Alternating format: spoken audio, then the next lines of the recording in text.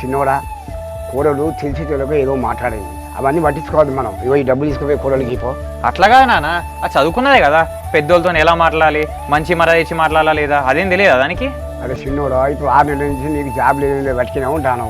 ఇక ఆ కోపం ఈ కోపం అన్నీ నీ మీద ఇస్తాను. ఇక అంతే, ఏం లేదు అలా. జాబ్ చేసేవాడు పక్కన పెట్టినానా, అసలు దానికి ఏం కష్టాలు ఉన్నాయని ఇంట్లో తెల్లారితేయాలు చెల్లిని వదిననే కదా అన్ని పనులు చేసేది. అసలు దాన్ని ఏం పనులు చేస్తున్నామని చెప్పేసి ఇంత కష్టాలు పడుతున్నట్టు మాట్లాడుతుంది. అల్లుడా, నా బిడ్డ గురించి నువ్వు తెలుసు కదా, ఎవరితోటి ఎట్లా మాట్లాడాలన్నది దానికి తెలియదు. అట్లా కదా అత్తమ్మ, నాన్న అంటే నాన్న మీదికి, చెల్లెనో వదినో అంటే వాళ్ళ మీదకి, ఇట్లా ఎవరు పడితే వాళ్ళ మీదకి అంటే ఎవరు ఊరుకుంటారు?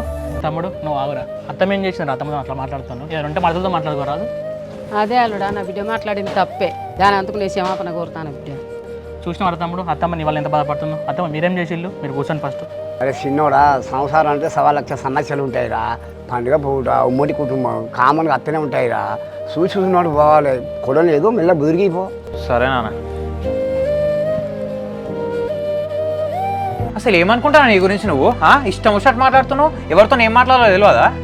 నేనంత చదువుకోలేదు, నాకు తెలియలేదు, అందుకే కదా నీలాంటి పెళ్లి చేసుకుని ఈ ఊర్లో ఉంటానా. ఇగో నేను అడిగిన దానికి కరెక్ట్ సమాధానం చెప్పు. ఇట్లా తలదిక్క సమాధానం చెప్పినావు అనుకో, తలకే వాళ్ళ కొడతా. ఇప్పుడు నేను ఏం తప్పు మాట్లాడని చెప్పేసి నా తలకే వాళ్ళ కొడతా అని చెప్తున్నాను అంటే నువ్వు ఏం చేసినా చూసుకుంటుంటాను నేను. ఇగో మా ఆయన డబ్బులు ఇచ్చినప్పుడు నీకు అవసరం లేకపోతే వద్దు మామయ్య అని చెప్పి వదిలేయాలి, అంతేగాని మా ఆయనకు జాబ్ లేదు, సంపాదన లేదు, భూములు ఆస్తులు అని చెప్పి ఏం లేదంతా. అదే నాకు ఎవరితో ఎట్లా మాట్లాడో తెలియదు కదా, ఎందుకంటే నాకు ఊరోని పెళ్లి చేసుకొని ఊర్లు ఉంటాను కాబట్టి. చా, నువ్వు అసలు ఇలాంటిదా అని తెలిస్తే లవ్ చేసుకోని కాదు, పెళ్లి అంతకంటే చేసుకునేటోని కాదు. నా జీవితం నేనే నాశనం చేసుకున్నట్టయింది. అదే నాకు కూడా అదే అనిపిస్తుంది. మంచి మంచి గవర్నమెంట్ సంబంధాలు వచ్చినాయి, పెళ్లి చేసుకుని నా లైఫ్ బాగుండేది కావచ్చు. నీలాంటి మైండ్ సెట్ ఉన్న వాళ్ళు గవర్నమెంట్ ఉద్యోగస్తుల్ని కాదు, కలెక్టర్లను చేసుకున్నా కూడా వాళ్ళ కుటుంబాలలో చిచ్చులు పెట్టి విడగొడతారు. అదే మరి నాకు ఏడ పని లేదు, తెల్లారితే ఎవరు మంచిగా ఉన్నారో వాళ్ళని విడగొట్టాలని చూస్తాను కదా. సర్లే, అయింది అయిపోయింది. మా నాన్న పండక్కి బట్టలు కొనుక్కోమని చెప్పి డబ్బులు ఇచ్చిన, అవి తీసుకొచ్చిన. ఇంకో తీసుకో, నువ్వు వదిన వెళ్ళి షాపింగ్ చేసుకొని రండి. నేను ఆ డబ్బులు వద్దని చెప్పేసి వచ్చేసిన కదా, ఆ ముష్టి డబ్బులు నాకెందుకు, ఎందుకు తెచ్చినావు నువ్వు? ముష్టి డబ్బులు ఏంది అంటే ఇప్పుడు నువ్వు ఎవరిని ముష్టాలు అంటున్నావు? ఎక్కువ అయ్యకుండా ఈ డబ్బులు తీసుకో. నీ డబ్బులు వద్దు, ఏమొద్దు పో. ఏంటిదే, డబ్బులని ఇస్తా కొడతావా?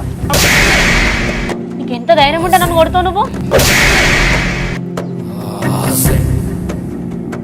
ఛీ అమ్మ, నీలాంటి సైకోదాన్ని ప్రేమించి పెళ్లి చేసినందుకు నాకు బుద్ధి ఉండాలి. మా ఇంట్లో ఎంత వద్దని చెప్పినా కూడా నేనే పడ్డా కదనే.